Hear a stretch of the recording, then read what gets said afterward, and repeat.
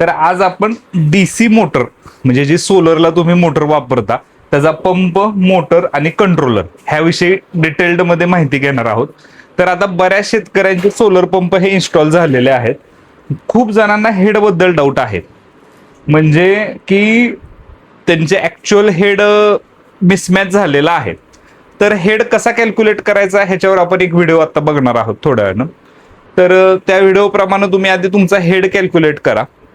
आणि proper head पाहिजे. सोलरला head का महत्वाचा आहे, तर सोलरला आलेली पॉवर ही लिमिटेड आहे. म्हणजे हा कंट्रोलरला ताकद कुठून येते, जी काय एनर्जी आहे सोलर प्लेट कडून येते. सोलर प्लेटचं डीसीचं हे कन्वर्ट करून ह्या मोटरला हा कन्व्हर्टर सप्लाय देत असतो. तर हेड हा का महत्वाचा आहे, मी तुम्हाला आधीच्या व्हिडिओमध्ये सांगितलेलं आहे की जेवढा हेड जास्त तेवढं मोटरचा डिस्चार्ज हा कमी होतो. म्हणजे जे काय मोटर पाणी मारते ते लिटर पर मिनिट मध्ये जर आपण मोजलं तर तुमची हेडची जेवढी जास्त हेड आहे तेवढं पाणी कमी, आणि जेवढा हेड कमी तेवढं पाणी जास्त आहे. आता काय होतं, बऱ्याच शेतकऱ्यांना कसं आहे की सोलर मिळतंय, आता सोलर सोबत पाईप मिळते, त्यामुळं केबल मिळते, त्यामुळं ते थोडंसं जास्त हेड सांगतात. म्हणजे गरज आहे 30 मीटरची आणि त्यांनी जर सपोज 90 मीटरचा हेड घेतला असेल तर तिथं प्रॉब्लेम काय होतोय की जेवढा हेड जास्त म्हणजे तेवढे इम्पेलर जास्त येतात आणि तेवढं ह्या मोटरला त्याला फिरवायला ताकद ही जास्त खर्च होते. त्यामुळं पाणी हे कमी भेटतंय. त्यामुळं हेड हा सगळ्यात महत्वाची गोष्ट आहे. सोलरला तुम्ही हेड हा काळजीपूर्वक निवडा. मोटर बऱ्याच जणांचे आता आम्हाला आता फोन येतात की मोटरला सुद्धा प्रॉब्लेम झालेले आहेत आणि कंट्रोलरला सुद्धा प्रॉब्लेम झालेले आहेत. तर आपण स्टेप बाय स्टेप बघूया की तुमच्याकडे जर कुठलंही मीटर असेल तर तुम्ही पहिल्यांदा सोलरचं स्ट्रक्चर आहे तिथून येणारं व्होल्टेज हे तुम्ही मोजू शकता. हे व्होल्टेज जर ह्या कंट्रोलरला दिलं तर इथं आलेलं व्होल्टेज आणि त्या प्लेट देत असलेला करंट जर तुम्हाला माहित असेल तर तुम्हाला साधारणतः इनपुट पॉवर कळेल. त्यानंतर हा कंट्रोलर जी काय मोटरला पॉवर देतो ती आउटपुट पॉवर झाली. म्हणजे मोटरचं व्होल्टेज RYB हे ह्या मोटरचं इनपुट पॉवर झाली. म्हणजे कंट्रोलर पॉवर कन्वर्ट करून ह्या मोटरला देतो आणि ही मोटर ह्या हेडला फिरवते आणि हे हेड आपल्याला वर पाणी टाकतं. आता ह्याच्यामध्ये सगळ्यात महत्वाची गोष्ट काय आहे की तुमचं पाणी तुम्हाला रिक्वायरमेंट किती आहे बघा. जर तुम्हाला जास्त पाण्याची रिक्वायरमेंट असेल तर तुम्हाला त्या HP नुसार, म्हणजे सगळ्यात पहिल्यांदा आपलं आउटपुट बघायचं किती लिटर पर मिनिट पाहिजे, त्याप्रमाणे आपल्याला HP सिलेक्ट करावं लागतं. आणि त्या HP नुसार सपोज आता तुम्ही 3 HP ची मोटर घेतलेली आहे आणि तुमचं 100 फूटच बोरवेल आहे तर तुम्ही 30 मीटरचा हेड निवडू शकता. जर तुमची 200 फूट बोर आहे आणि पाण्याची पातळी पण 200 फुटापर्यंत खाली आहे तर तुम्ही 60 मीटरचा हेड निवडू शकता. लक्षात ठेवा, HP जर सेम आहे म्हणजे मोटर जर ही सेम आहे आणि हा हेड जर आपण वाढवत वाढवत गेलो तर तेवढं पाणी कमी कमी होत जातं. हा हेड जेवढा कमी करू तेवढं पाणी वाढत जातं. तुम्हाला जर चांगलं पाणी मिळायचं असेल तर हेड हा महत्वाचा आहे. मोटरच्या HP नुसार हेड निवडा.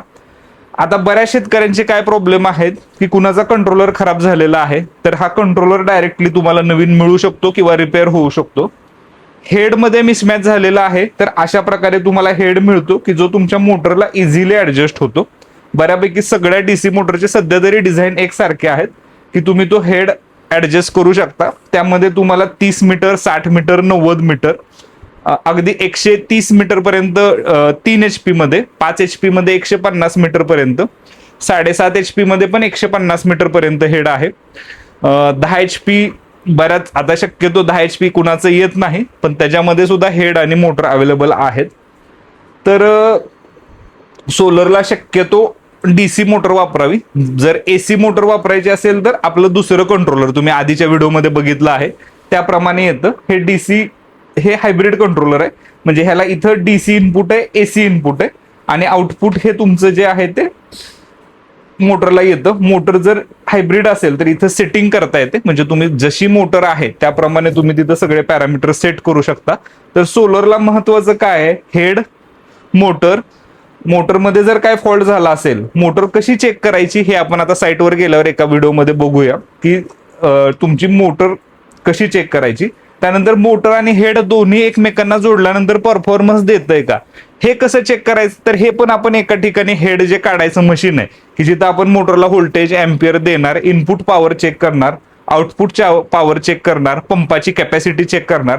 ह्या सगळ्या गोष्टी आपण पुढच्या नेक्स्ट व्हिडिओमध्ये बघणार आहोत. तर आता बेसिक शेतकऱ्यांना महत्वाचं काय आहे की बाबा तुमचं जे काय सोलर आहे त्याला तुमचा कंट्रोलर चांगला आहे का, कंट्रोलरमध्ये काय फॉल्ट झाला असेल तर कंट्रोलर बदलू शकता, हेड मिसमॅच झाला असेल तर हेड चेंज करू शकता, मोटरला काय फॉल्ट झाला असेल तर तुम्ही मोटर चेंज करू शकता किंवा रिपेअर करू शकता. ह्याचं रिवाइंडिंग पण सोपं आहे. रिवाइंडिंग पण तुमचा कुठलाही लोकल फिटर करू शकतो. त्याला फक्त म्हणायचं की आधी मोटर खोलून ज्याप्रमाणे आधीचे पॅरामीटर आहेत, म्हणजे जसा गेज आहे, जसं डिझाईन आहेच्या आहे तसं कॉपी कर आणि बाहेर वायर काढ, तसंही ते चालू शकतं. शक्यतो मोटरच्या जो काय हा रोटर आहे त्याला हात लावायचा नाही. त्याच्यावर परमनंट मॅग्नेट बसवलेले असतात, हे सहसा खराब होत नाहीत, ह्याची लाईफ चांगली आहे. रोटर पण रेडीमध्ये तुम्हाला मिळू शकतो. पण मोटरचं रिवाइंडिंग होतं. मोटर चेक कशी करायची तर मेगर थ्रू आणि त्याचे पॅरामीटर थ्रू हे आपण आता बघणार आहोत ह्या सगळ्या नेक्स्ट व्हिडिओमध्ये. तर हे एक बेसिक तुम्हाला ओव्हरलॅप होतं. याच्या व्यतिरिक्त जर काय डाऊट असेल तर आपल्या दिलेल्या पत्त्यावर संपर्क साधा. धन्यवाद.